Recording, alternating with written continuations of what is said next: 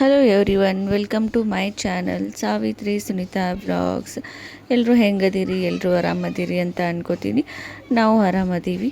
Actually ಇವತ್ತೊಂದು ಸ್ವಲ್ಪ ಬೇಜಾರಲ್ಲೇ video ಮಾಡತ್ತೀನಿ.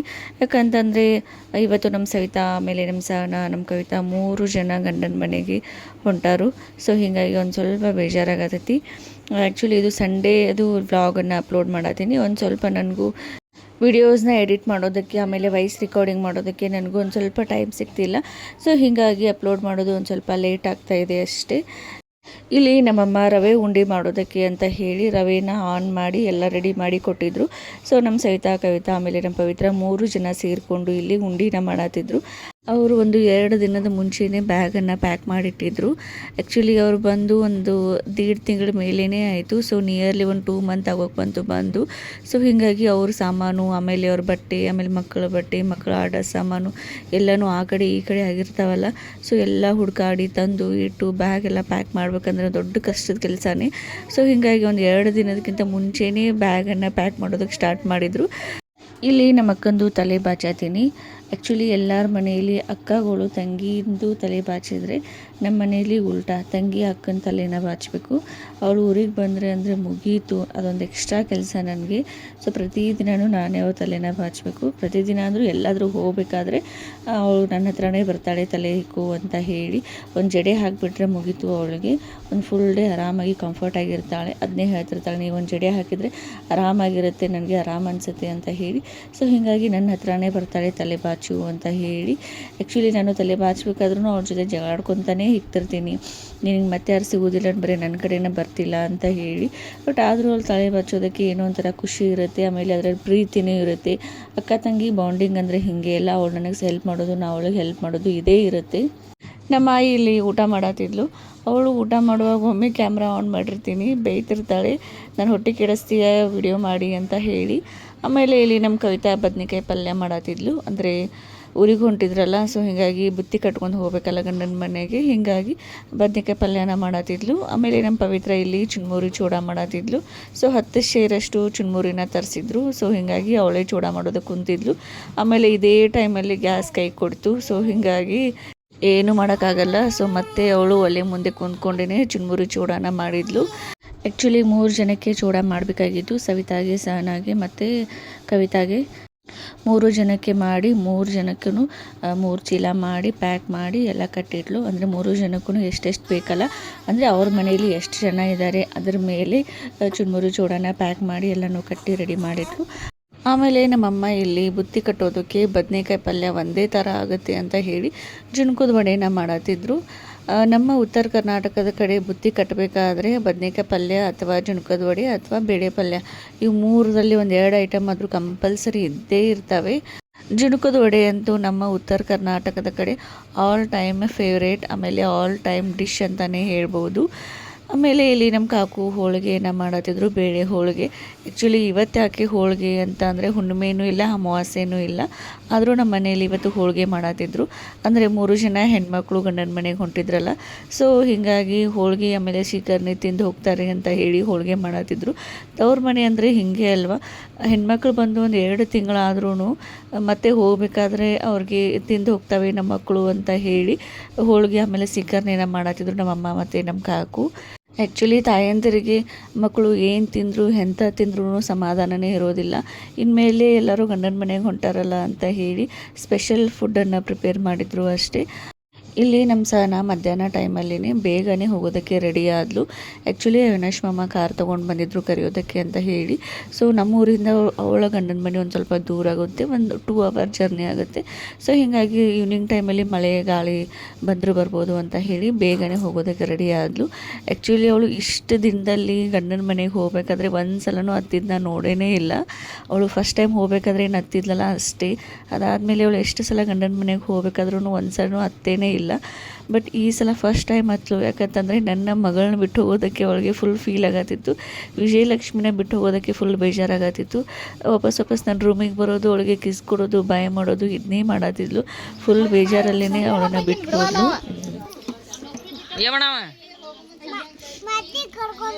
ಬೇಡ ಆಯ್ತು, ನೀ ಜಗಾಡ್ತಿ ಇಲ್ಲ ಬೇಡ.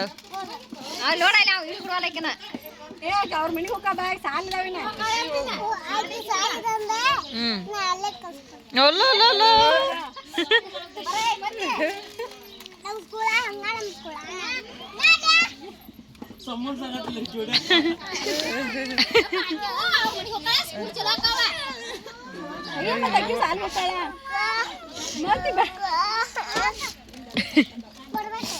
ಬರ್ತಾ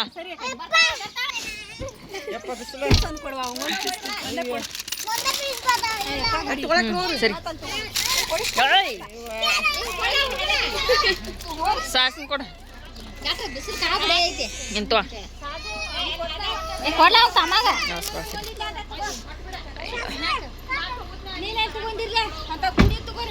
ನಮ್ಮ ಸಹನ ಕಳಿಸೋದಕ್ಕೆ ಎಷ್ಟು ಜನ ನಿಂತಿದ್ದಾರೆ ನೋಡ್ರಿ.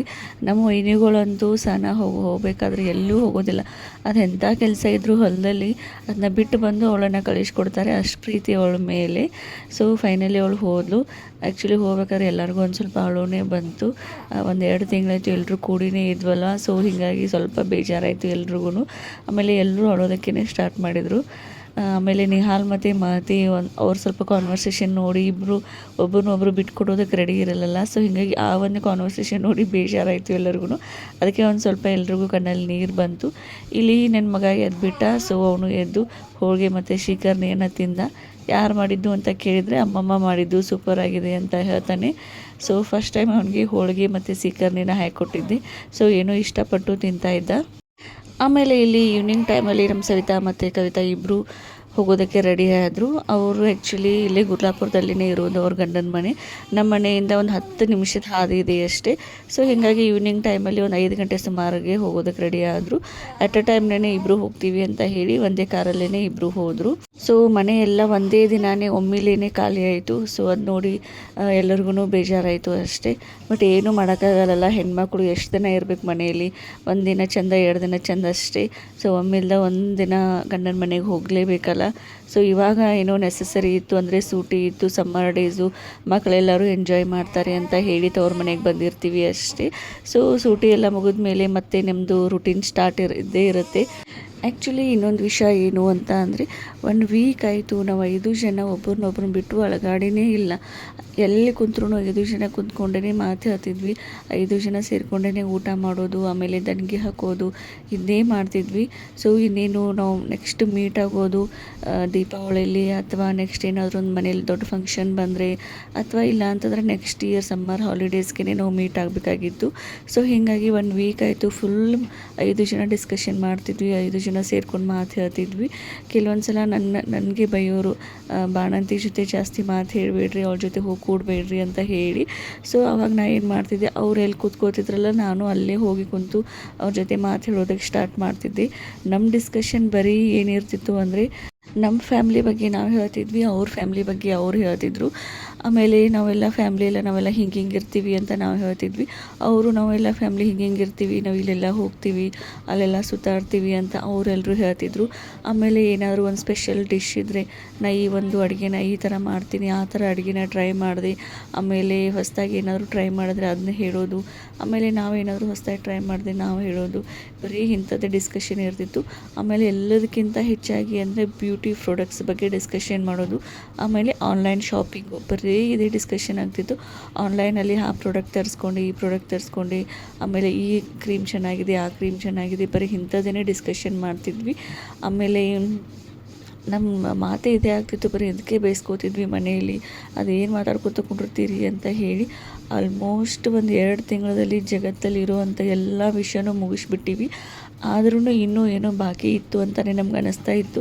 ಇನ್ನೂ ನಮ್ಮ ಮಾತುಗಳು ಇನ್ನೂ ಮುಗ್ದೇ ಇರಲಿಲ್ಲ. ಅಷ್ಟೊಂದು ಮಾತಾಡಿದ್ರು. ಅಕ್ಕ ತಂಗಿಯರ ಮಾತಂತೂ ಯಾವಾಗೂ ಮುಗಿಯೋದೇ ಇಲ್ಲ ಅಲ್ವಾ? ಸೊ ನೀವು ಅಕ್ಕ ತಂಗಿಯರು ಎಲ್ಲರೂ ಸೇರಿಕೊಂಡ್ರೆ ಇದೇ ಥರ ಮಾತಾಡ್ತೀರಾ, ಅಥವಾ ನೀವು ಎಲ್ಲರೂ ಹೀಗೆ ಇರ್ತೀರಾ ಅನ್ನೋದನ್ನು ನನಗೆ ಪ್ಲೀಸ್ ಕಮೆಂಟ್ ಹಾಕಿ. ನಾವತ್ತು ಅಕ್ಕ ತಂಗಿ ಹೀಗೆ ಇದ್ದೀವಿ, ನಾವು ಜಗಳಾಡಲ್ಲ ಅಂತ ಅಲ್ಲ, ಜಗಳಾಡ್ತೀವಿ. ಜಗಳಾಡಿ ಮತ್ತು 1 ಅವರ್ಗೆ ಮತ್ತೆ ಎಲ್ಲರೂ ಸೇರ್ಕೊಂಡು ಕೂಡೇ ಮಾತಾಡ್ತಿದ್ವಿ. ಸೊ ಇದೇ ಥರನೇ ಇರ್ತೀವಿ ಮನೆಯಲ್ಲಿ ಯಾವಾಗಲೂ, ಮೊದಲಿಂದನೂ ನಾವು ಮನೆಯಲ್ಲಿ ಇದೇ ಥರನೇ ಇದ್ದೀವಿ. ಜಗಳ ಆಡ್ತೀವಿ, ಮತ್ತು ಮಾತಾಡ್ತೀವಿ, ಮತ್ತು ಎಲ್ಲರೂ ಸೇರ್ಕೊಂಡು ಕೂತು ಮಾತು ಹೇಳ್ತೀವಿ, ಊಟ ಮಾಡ್ತೀವಿ. ಇದೇ ನಮ್ಮದೊಂಥರ ಬಾಂಡಿಂಗ್ ಸ್ಪೆಷಲ್ ಆಗಿದೆ ಅಂತಲೇ ಹೇಳ್ಬೋದು. ಸೊ ಈ ಒಂದು ಸ್ಪೆಷಲ್ ಬಾಂಡಿಂಗ್ಗೆ ಯಾವಾಗೂ ಯಾರ ದೃಷ್ಟಿನೇ ಬೀಳದೇ ಇರಲಿ ಅಂತಲೇ ದೇವ್ರ ಹತ್ರ ಕೇಳ್ಕೊತೀನಿ. ಸೊ ಎಲ್ಲರೂ ಹೋದರು, ಮನೆ ಅಂತೂ ಫುಲ್ ಖಾಲಿ ಆಯಿತು. ನನ್ನ ಮಗ ಒಬ್ಬನೇ ಇದ್ದಾನೆ ಮನೆಯಲ್ಲಿ. ಸೊ ಹೀಗಾಗಿ ಅವ್ರ ಅಜ್ಜನ ಜೊತೆ ಆರಾಮಾಗಿ ಮಲ್ಕೊಂಡು ಫೋನ್ ನೋಡತ್ತಾನು. ಸೊ ಇದಾಗಿತ್ತು ನನ್ನ ಒಂದು ವ್ಲಾಗ್. Thank you.